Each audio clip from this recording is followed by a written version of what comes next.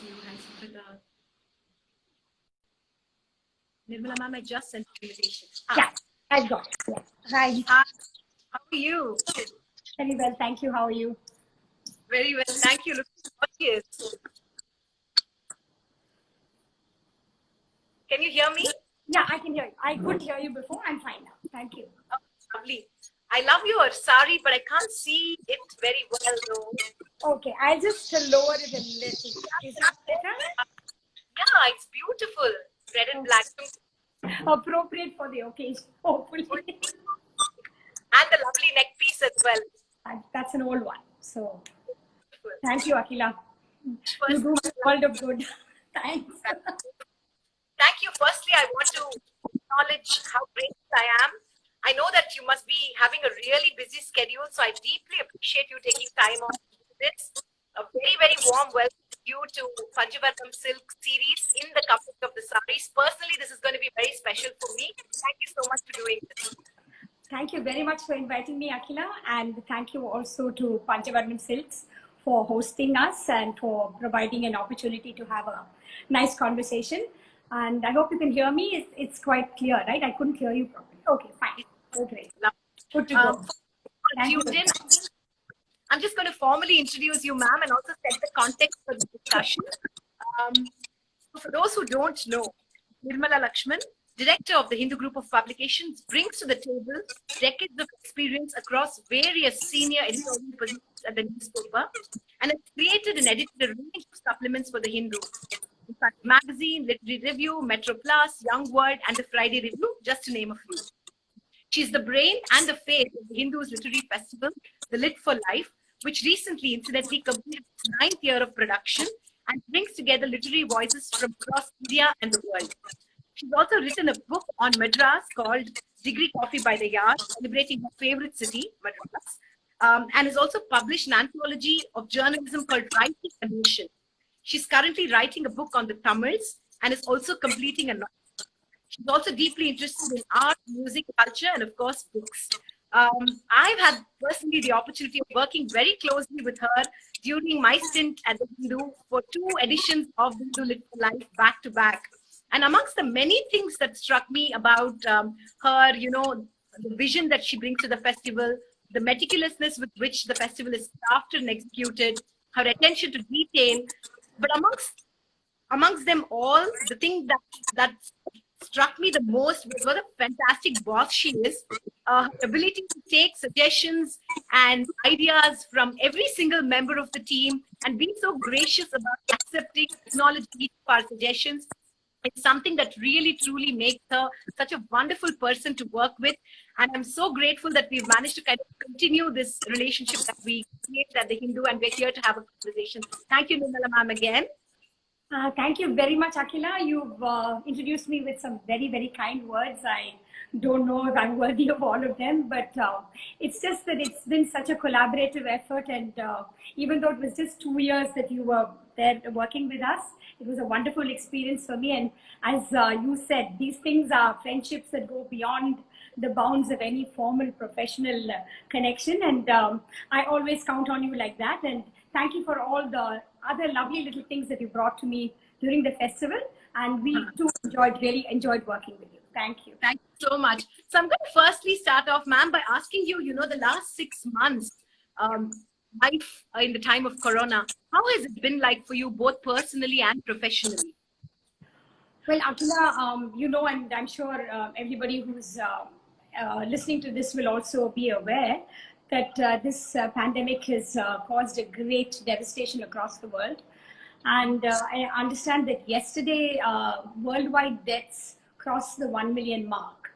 And I think that's a horrific figure that all of us had to sort of live with. And I think the whole changed landscape of devastation is the only word I can think of, has made us all very, very sober and to, in many ways, you know, quieten down with regards to how we live our lives, as well as how we treat the earth, how we look at illness, how we look at health, and the numerous things that come up for us as we face this very, very daunting challenge.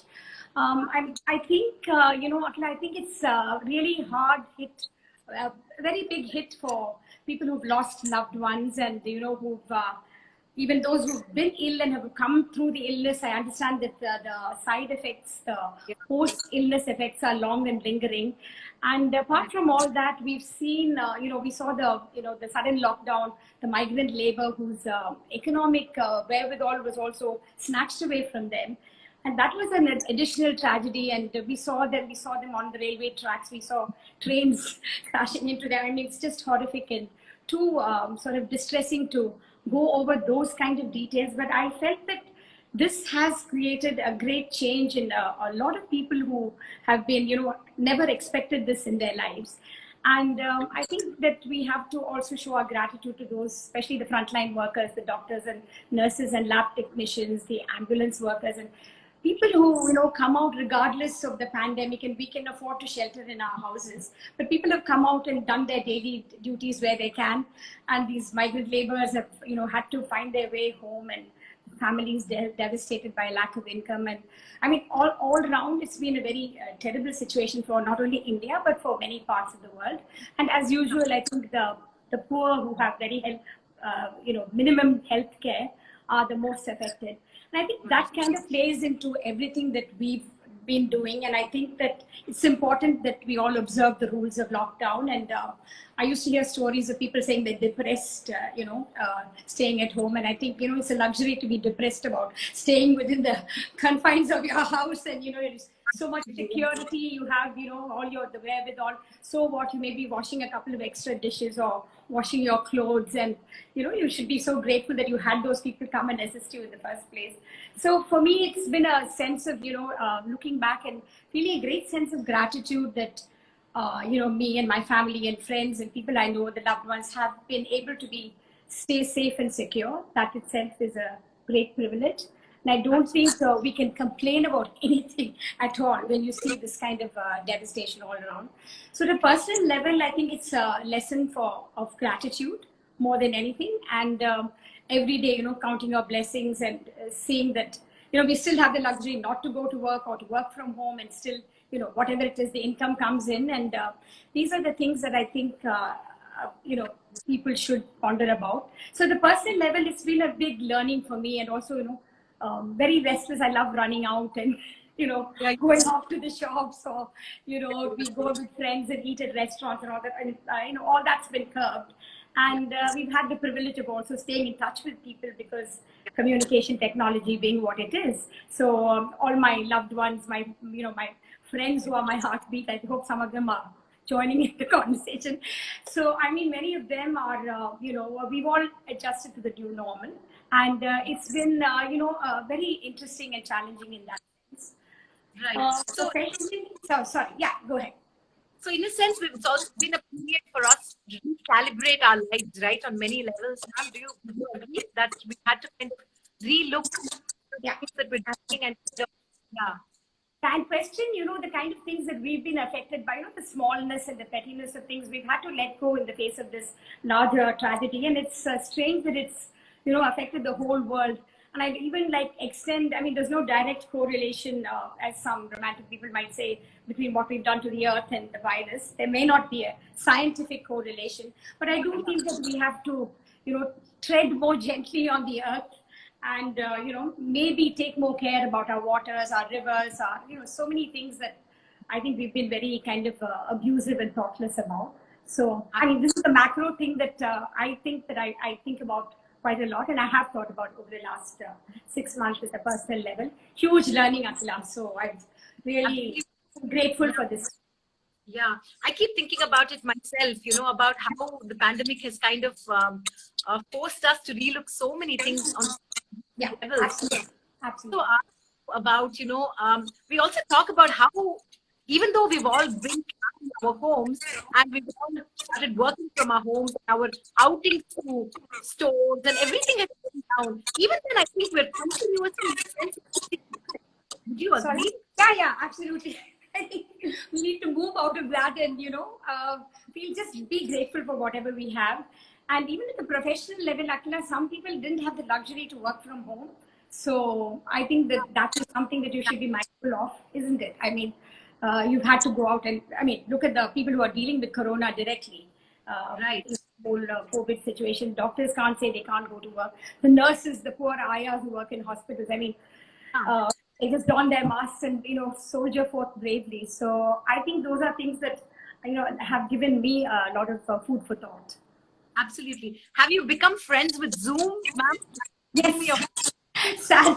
Sadly, and I just found that, so I mean, I don't know if any of I think some of my colleagues who were on that meeting yesterday may be watching, but I'm struggling to find the recording of yesterday's meeting. I was a host and it's lost in the clouds of the digital or the internet world, and that's the thing that's weighing on me more than this conversation.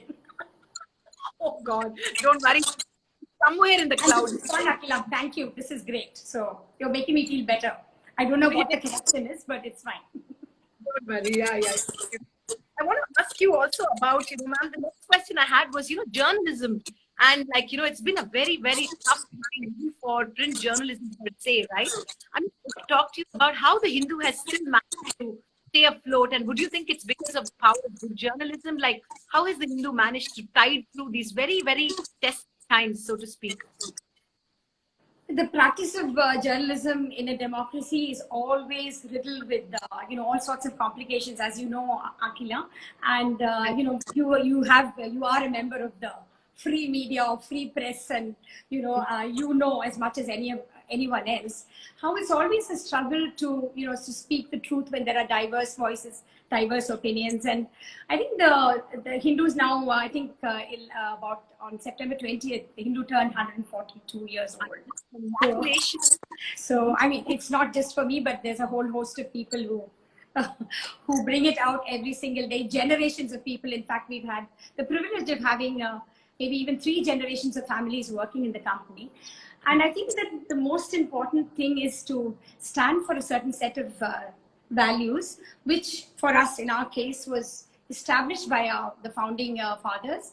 And originally a group of 6 young men defied British rule, and they came together to confront a judgment which was unfair.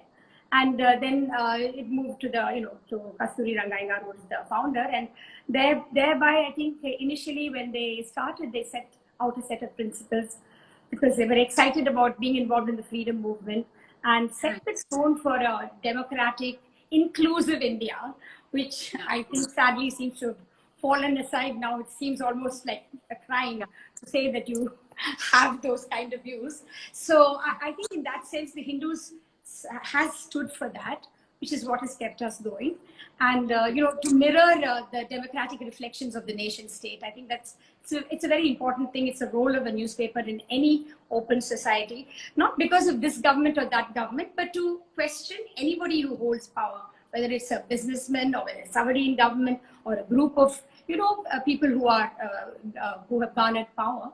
I think it's important for newspapers would not be doing its role if it did not look at institutions that are people access to information in a critical way. I think those are the principles that have stood us in good stead. I mean, this is not to say that we haven't faced lots of challenges in recent times. We've had to cut back on costs, and it is a huge mammoth organization. A sort of a very I don't know how you describe it, like almost like a joint family with extended branches, and everybody is it's the security of the job, and that kind of a feeling, a good wholesome feeling. But unfortunately, we even had to let people go, and we've had to cut back on costs, relook at editions that were not doing well, and simply fold back a little bit, because not only the competition but also COVID-19 has really struck at the roots of the economy, and the economy was always also in a difficult time anyway. And advertising is low, and you might have seen the pages have been very skimpy now, but I think we're hoping to ride through this and come out better, stronger. And it's all definitely due to the principled journalism that we practice. And I do think that it's not that without its biases, and there are people who make mistakes, and there are certain positions which are not tenable, and which are not don't do justice to what we are. But I think there's always a correction, and there's always a holding back review, and hopefully we'll continue for the next 140, 200 years. I'm sure, I'm certain. A bunch of your friends have joined. Anita says, looking fabulous.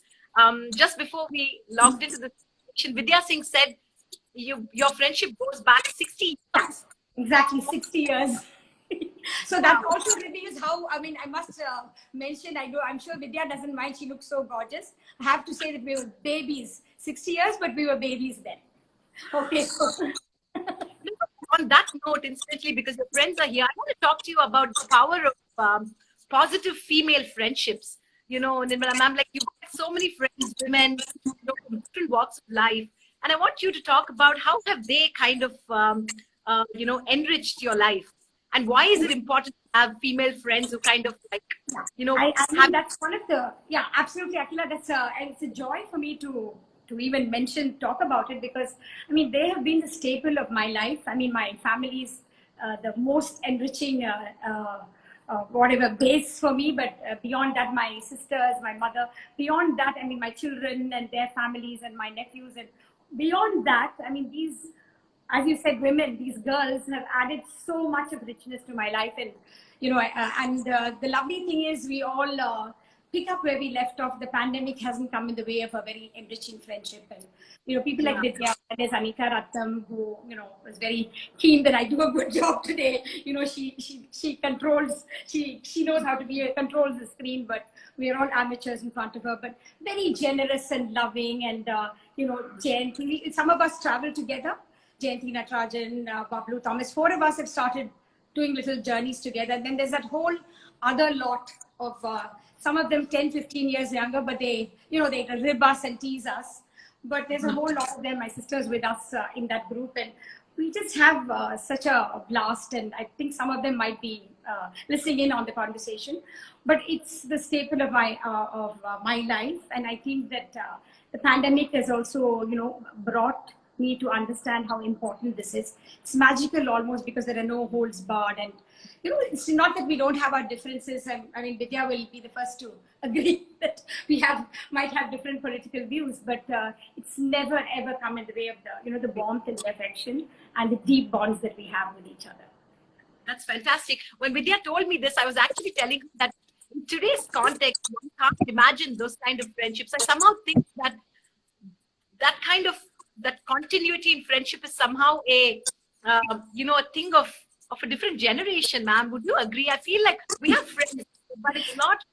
I don't have friends that I went to school with, that I'm still in touch with, and that I travel with. And I don't know. It's sort of a fleeting sort of friendship. We make friends at workplace, then we move jobs, then we make some more friends. But it's never like, Yeah. But, to be honest, Akila, I think maybe you do belong to a slightly younger generation. And, we did have our, during our young adulthood, we've all faced various challenges and problems as we, over maybe 1 or 2 decades when we haven't connected as much. Now, past 50 and in our 60s, I feel that, there's a lot of emphasis on trying to keep it going, to cherish it. And we're also in a position where we can do it. We have adult children who are living their own lives, and and possibly people like you are very engaged with what we were doing like 10, 15, 20 years ago. So there is a big difference in that sense. And I'm sure that you will go back to the roots of your various friendships that you may not even realize now how precious they are to you. And I think you'll pull them out again. I'm very sure of that, given the way you are. Right now, I'm just living life vicariously through all your friendships, like, so. Enjoy. Good. Ma'am, I want to talk to you a little bit about the Hindu Lit for Life, which was meant to actually celebrate its 10th year this year. Am I right? But unfortunately, this did not happen. I'm sure like next year, things will get better and it will be back. And I want to talk to you about why, according to you, 10 years ago when you started the festival, and now, 10 years have gone by. Why do you think festivals like these are really important in the world that we live in? Akila, the format of that might change. And because it's actually, I feel this pandemic has come here for various reasons, to reinvent ourselves, to look at ourselves differently, for humankind to be different, so to speak. And that kind of challenge also faces us in terms of, structures and how we do things, how we create, and how we operate, and how we put it out in the world. I mean, for instance, you're involved in writing, and it's just a sole thing between you and the words. You can still do it, but then this is a pandemic that has, said that you can't. You have to distance yourself. You cannot be in a crowded room, and the virus is that insidious and dangerous. So we've one of the reasons why we couldn't do it in 2020, which would have been the 10th year, sadly, is we had to sort of hold back in terms of finances, and already the economic landscape was very challenging and daunting. So we didn't have too many sponsors coming in. It was not fair when we were cutting costs to impose a festival. Or draw a festival from the Hindu. It was not the appropriate thing to do. Then immediately we fell into this pandemic. In fact, we had planned to announce the fiction prize and the non-fiction prize, which we do annually along with the festival in March. And we had some distinguished speakers lined up. But they pulled out because it was just starting then.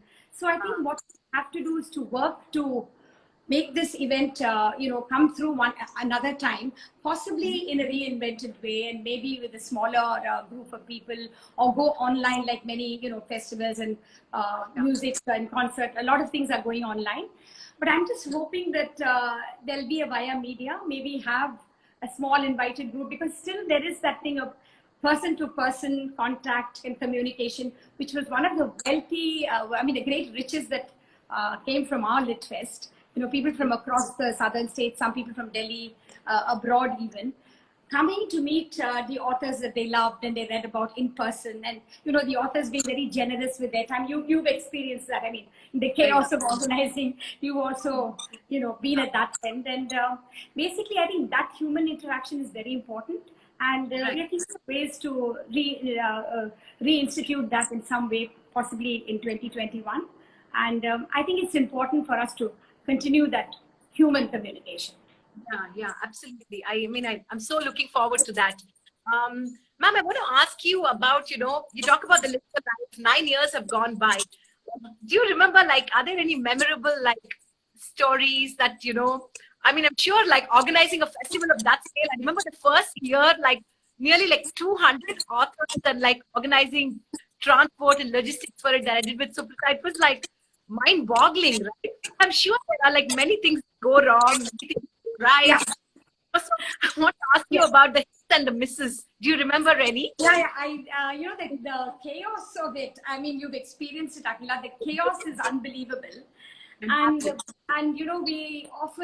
people are not picked up on time at the airports, and some people stray and wander to other. Not you. You didn't do that. No, I'm saying.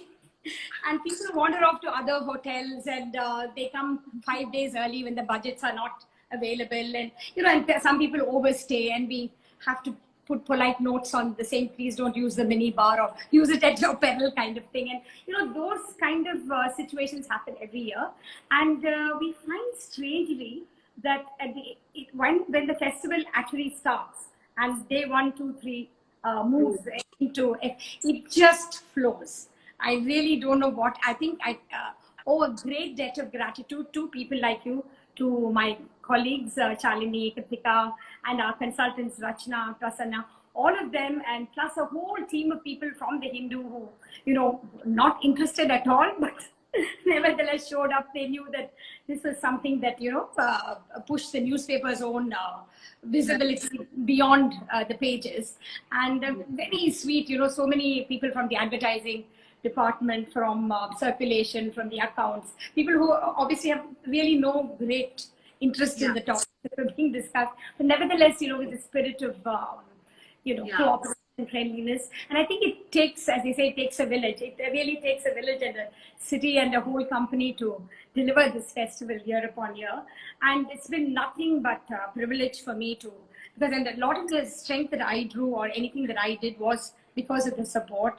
And it was a very collaborative thing, Akila. I'm sure you experienced that. And even the curation is something that we sit together and we work with the programming. We send invitations. We ask the writers to come. Huge help from our 2 consultants and, from the people inside to get these people on board. They change their tickets and, that they cancel it, or they say, I had a very distinguished English writer who I met in London, and he said, "Are you?" I mean, he invited me to tea. It was all lovely, like we had really lovely those little demi-tasse cups of tea and finger sandwiches and the works, and a lovely conversation. Then at the end, I was so thrilled because I don't want to name names, but he's one of the most well-known authors in the world. Okay, so he said, "So can I bring my wife?" I said, "Yes, sure, you can, and we'll make sure we'll take care of everything, her hospitality." And said, "I hope she can make her own way to India." I mean, that was one sentence that I said.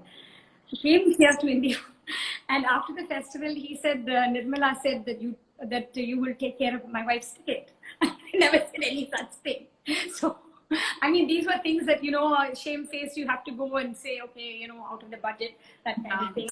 There are a few funny things. Like one writer who came, Pakistani writer, he came just for his session for half a day. He was supposed to leave the next night. So he came in, I think he was exhausted. He'd just come from London or wherever, and then landed in Chennai. And he, there's alarm bells. He just slept through his entire session in the hotel. And it was time to go to the airport. So, I mean, what could we do? These are the kind of things that happen. So, I mean, so he just left. And I think one other time, some other guy, I think from somewhere from the, maybe Pakistan again, said he was very excited. He heard that Chennai's carpets were very great. He wanted to buy a carpet in Chennai. And we said, "No, I don't think you've read up about Chennai properly. We can find you some sarees and textiles, but not carpets. And coffee, of course." But he wasn't interested. He said, "I've heard that the carpets here are good. I have to buy a carpet. Please take me to a carpet shop." So these are the kind of things. And one old gentleman wandered off to Mahabalipuram. We have a host of very good kids who volunteer for us. And they took him to Mahabalipuram for the day because nobody wanted to go with him. We were all exhausted by the end of the festival. And I think he drank a lot of beer. And I think the kids also thought that they could drink a lot of beer because they were volunteers and they weren't really being paid anything. So I think they had a jolly afternoon, and we had to send somebody to bring them back because we didn't know where they'd gone, and we had to catch a flight the next day. These are all little misadventures that we enjoyed, and at that time it was like scary and hindsight is fun, yeah. But looking back, I mean, that sort of added to the wonderful atmosphere and the thing of it. So I remember I was part of the LFL. It was at the street. So I remember that ride going to the airport, pick her and like quietly sneaking her in. It was my God, that was brilliant. And we introduced her as a mystery guest, right? She was our mystery speaker, yeah. Yeah, and that was something else, yeah. And you were the one who pulled that off, Akila. I just picked her up from the airport. But it was, I literally, my heart, when they say heart is in your mouth, my heart was in my mouth that day when I picked her up. You had police protection and all that, remember? And until I dropped her off at the airport, I was so nervous. Yeah. But I think, like you rightly said, these are the things that really make a festival exciting, right? Finally, it's about these little things, and also I think each of these would teach us something about how we want to do the festival the next time, right? Absolutely. And also the other thing is, the thing is that paper has always had a tradition of showcasing the arts and culture. We've had a literary review for 25-30 years, and we thought that 10 years ago, since JLF had just started, we thought this is for the South. It's important because such a discerning audience. I'm very biased in favor of the South, of course. So we know the South Indians love reading, love thinking, love engaging with the topics, and we found a tremendous response, and I think that was reward in itself for us. For sure. I can't wait for the LFL to be back and for all of us to meet again. Yeah, wonderful. You better be a part of it again. Definitely, ma'am, 100%. Ma'am, I also want to talk to you about, what you're writing now. You've written a book, you've written another book on journalism, but I want to talk to you about what you're currently working on and what is your writing discipline like? To get different authors have different writing disciplines. Some people write every day. Some people set aside time to write once a week. I don't know. What is your writing process like? How do you make time amidst this chaotic schedule to, sit down and actually write? You want the truth, Akila? Yeah, truth. You want the truth? Huh? Okay, it's a bit like a wild horse, okay? Goes galloping everywhere for a long time, then has to be reined in by some editor saying there's a deadline. Then again, it will settle down to meander among the grass.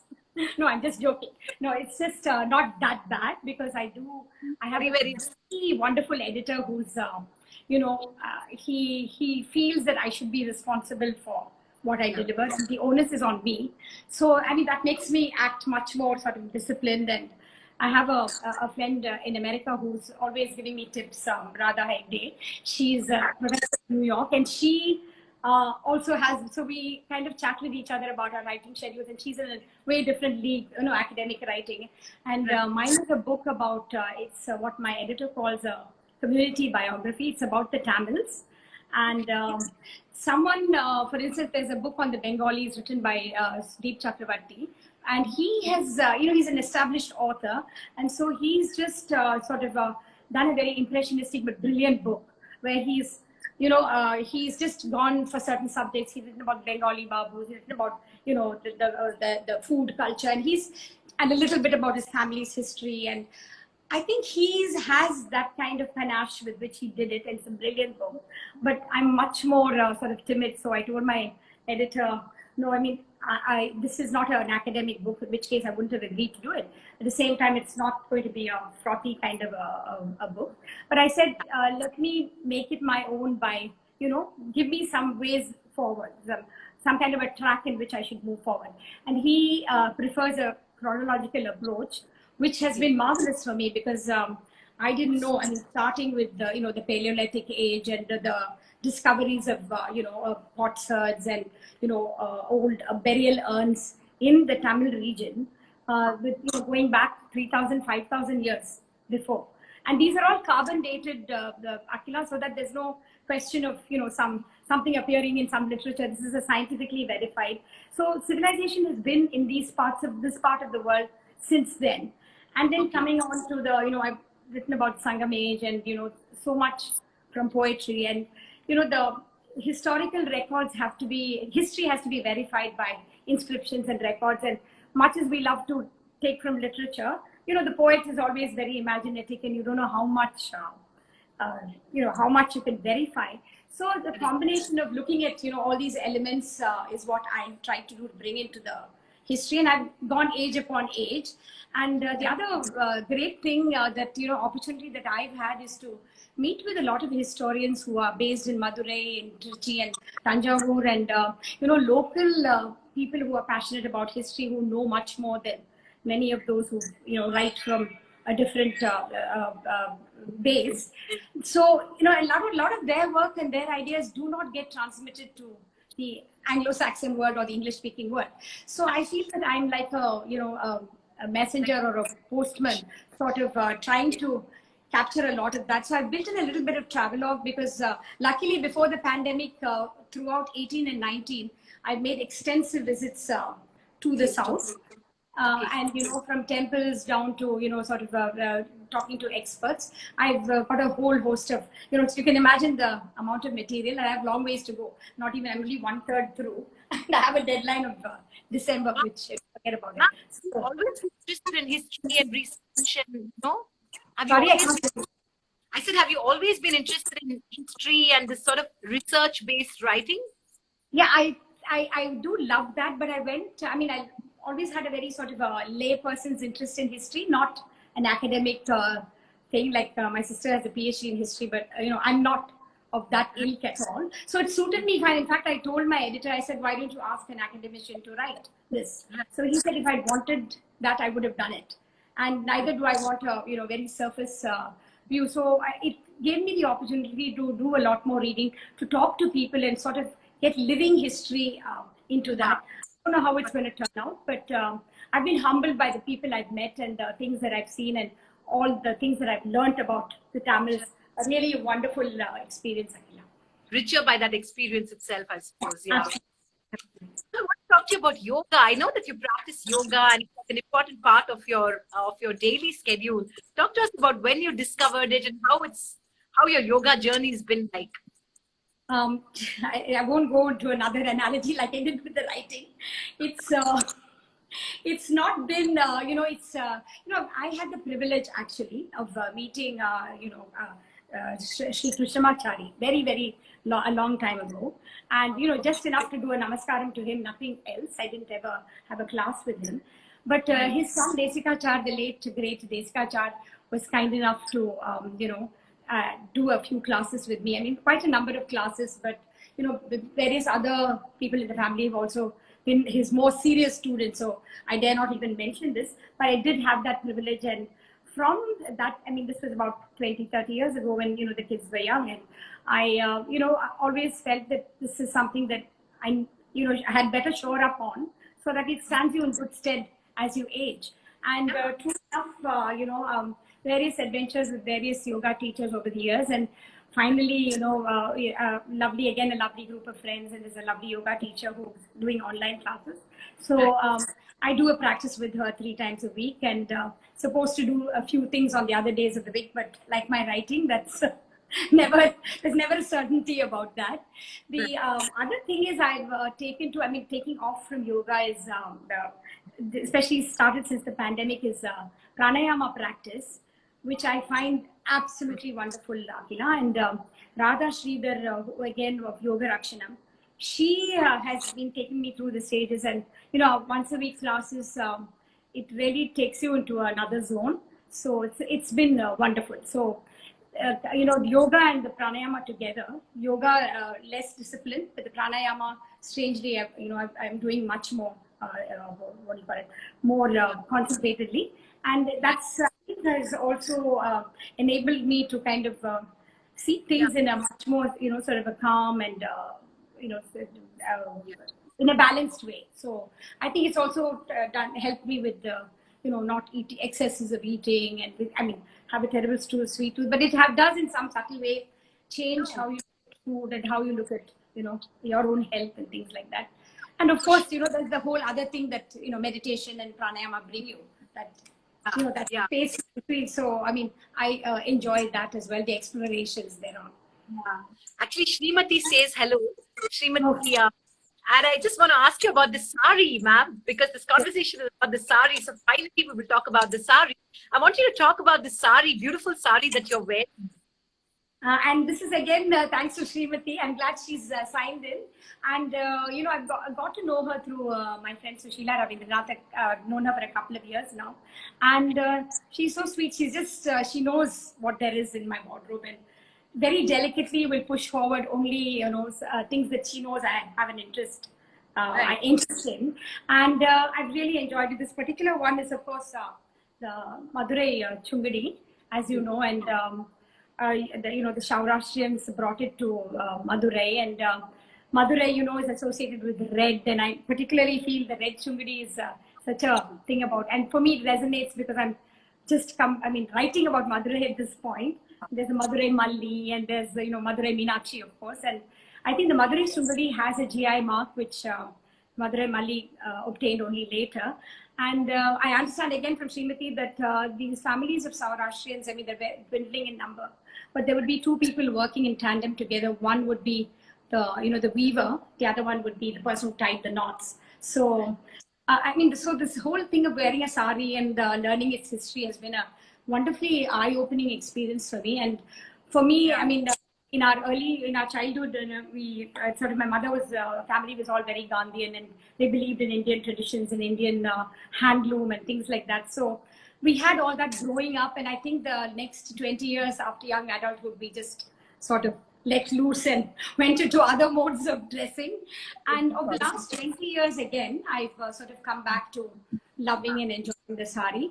What is of interest to me is also, do we have time? Please go ahead. Please go ahead. Okay. No, I'm just saying what interests me is also not just the design and the weave and the original motifs that they use, but also the whole emotional thing that goes into a sari. The labor of the weaver, who is often very anonymous. You have designers, New York, Delhi, London, Bombay, wherever, putting their stamp on fabric, including saris. But we never cognize the master weaver, who's, who may have 1,000 designs to his credit, and who's puts together this lovely apparel for you. And I feel sometimes that we don't do them enough justice. And anyway, it's as you know, it's a dying industry. And I've just, my friend, Aparna Karthikeyan's written a lovely book called Nine Now. And I met one of the people that she wrote about called Krishnamurthy from the Kanchipuram weaver. And he has about 1,000 designs that he has put together. I mean, of course, drawing from traditional motifs, Rudraksham, Malimugu, all that. And, they do the Korve saris and everything. But he's still called only, he's not called a designer. He's called the master weaver at the most. So, and Aparna tells me that most weavers in Kanchipuram are, they're not, they're all over 46. They're more than 46 years old. So it looks like it could well be a dying breed, so to speak. And how do you tell their kids that they're not entitled to, they have to stick with the handloom and, not move into IT or whatever? You can't do that. At the same time, how do we answer this languishing, business? I feel institutes like the NID and all that should start, training kids who are interested in weaving, and the government support, I think, is not adequate, Akhila, to promote this, because we can't impose our, say the weaver's son must be a weaver. At the same time, the weaver's son need not come to Chennai and be an auto rickshaw driver, right?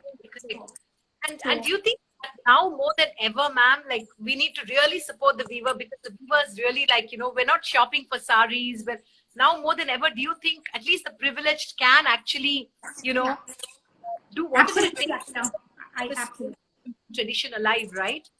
Absolutely. And I think in this pandemic, that's the other good thing that's emerged. People have become much more conscious, like, everyone was horrified by the migrant labor's movement. I think people are very conscious of, those who have much less and who are in, at the brink of economic disaster. And I think in that sense, you're very right. Possibly we should, think of how, in what way we can continue to contribute to supporting people like that, including, other people like, the temple musicians. And I have a young friend called Jay Kumar who's actually trying to set up a trust so that, some kind of a support from the, digital space as well as financial support can come from institutions to keep them all going also. They also are languishing, right? You have to be well established and have resources and have access to a website to divert funds to yourself. But there are so many people who don't have that. So I think that's a very important point that you made, that we have to consciously support these people. Yeah. Ma'am, I know that you have a really very nuanced sari wardrobe. Every time I've seen you in a sari, it's always so tasteful and so beautifully picked. I want to talk to you a little bit about what's your sari wardrobe like. And I've also always been curious about the amazing blouses that you kind of pair them with. And today, like, the blouse is the heroine, right? The sari has almost taken a back. The blouse has become the hero. Yeah. So I want to talk about, what's your sari wardrobe like, and how do you kind of like mix and match your sari with your blouses? Can I just talk about the blouses first? I'm the most unadventurous blouse explorer.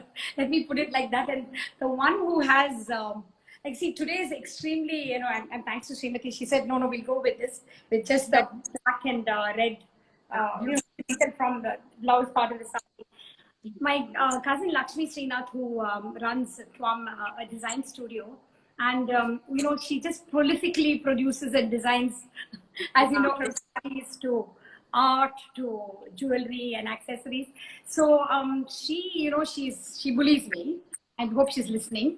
And she said, you have to buy these blouses, and she kind of pushed me, to be honest, most affectionately. And I'm very grateful to her, because I would have never worn the kind of, I still don't do everything she asked me to do. I persist and resist. I can't do the puff sleeves with the long blouse, with the long puff and then the long thing and all that. And then she's very sweet. She'll say, is this back okay for you? And I said, that's too daring. I can't do all that. So, but a lot of her view of or her blouses have really brightened up my own approach to sari wearing. And I think I've become quite bold after that. So thank you, Lakshmi, for that. And otherwise, the pairing is, I tend to be a bit in a hurry or a bit, my focus is always more on the sari, Akila. I always look at that. And then, the easiest thing is to also, because of the rush of things, and, to find something that's complementary in terms of color. But sometimes, like, I've gone bold enough to look at contrasting colors and things like that. I think my sari blouse wearing thing has changed. And let's see, as one grows older, things change. I don't know how one will evolve. You spoke about Lakshmi, and I want to say that Lakshmi's blouses are really like work of art, really. Yeah, absolutely. Her art is like, she expresses her art in her blouse, and definitely the wearer needs to be like almost like a muse to be able to carry it off, right? That's my problem. Yeah, she can do such a great job of it. Yeah. Yeah. Okay. So Srimati Ramnath says hello, and yeah. Okay. So lots of your friends. Yeah. She's another dear friend, and I've drawn so much from her and marveled at her. She had a conversation with the Lit Fest. I don't know if you remember, Akila, with Malavika Saree, and it's late in the evening, and the people stayed back to listen to their conversation, and it was the most profound for me. A big learning lesson, and so enriching. So it was at the latter part of the day. I found that a lot of people said that there's a very thing. So high Srimati. Finally, I just want to ask you one question. Like, do you have like a wish list? Like, some people who've been to the series before have said that they want to kind of going forward, they don't want to buy saris randomly. They want to kind of pick a sari that has a story. Pick a sari because it's a particular weave, so that there's a more like making more sensible choices like that.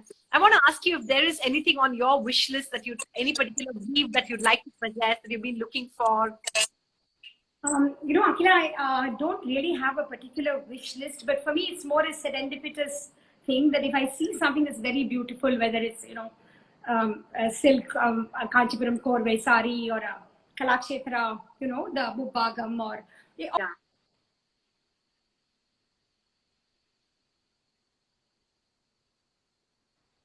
Can you see me? So that kind of thing, Akila, makes a huge. For me, it's more a serendipitous thing. I really don't have a list, because I feel we're at the stage where we have to, rid ourselves of too many things also. So, in fact, strangely, if I can just say, tell you one little thing that came to me as a forward today from my friend Surekha.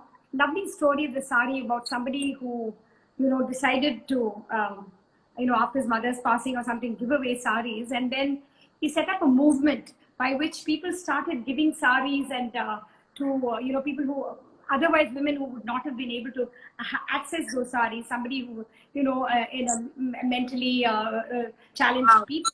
And, they would dress them up for the day, and, there was so much joy in giving away those saris and seeing those people, just the simple joy of enjoying them. So, the sari is for me an emotional thing like that. And while I do enjoy them, I'll certainly be buying more and more. I think I'd like to be more thoughtful about how I approach acquiring a sari. And it could just be a thing of joy and beauty that you don't really always have to possess, right? Yeah. So I don't have a list. Such a powerful point, ma'am, because I think the pandemic also has taught us all this. And I think it's a very, dramatically, strangely of the Mary Kondo kind of approach, where you own the things that truly give you joy, and you really celebrate them and see what you can do to share it with the larger universe, so it brings them joy as well. Right? So sweet. Lovely thought. Thank you, Akila, for that. That's a lovely thought. It's been a very, very pleasurable, enriching conversation. Thank you so much for agreeing to do this. It really, truly means a lot to me. And I'm sure it means a lot to Panjavarnam Silks as well. Thank you so much to everybody who joined. So many of your friends. I saw Valli, Srimati, Anita Ratnam, Vidya Singh, Srimati Ramnath, so many of them. Your sister, Rekha Rangaraj, says, remember the Bhavanju Sari. Bhavanju Sari, we all own so many colors of. And the Babaji saris, yeah. We love them. We just, all of us cousins and family, all of us have, the Babaji saris. I think that's what's meaning. Sorry, I don't know that. Okay, I'll show you next time. Okay. It's lovely, Akila. Thank you for, leading me through this. It was just wonderful. It's like you and me talking. I'm so glad that people listen. I just, I want to say, everything makes, the life enriching and beautiful. So thank you. Thank you so much. Thank you. Bye. Bye. Bye. Have a good evening. You too. Thank you. Bye.